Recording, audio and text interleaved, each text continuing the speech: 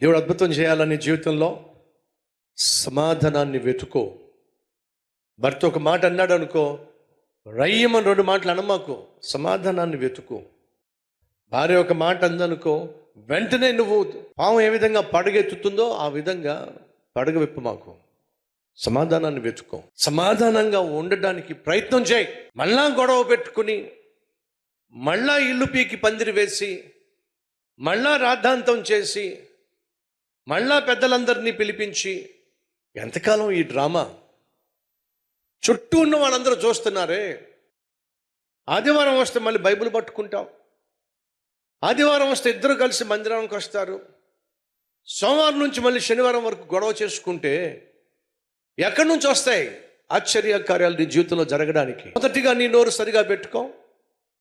రెండవదిగా కీడు చేయటం మానేసేయి. మూడవదిగా సమాధానంగా జీవించో. ఏదో ఒక రోజు నా జీవితంలో అద్భుతం జరుగుతుంది, ఏదో ఒక రోజు నా జీవితంలో ఆశ్చర్యకార్యం జరుగుతుంది, నాకు మంచి రోజులు వస్తాయి.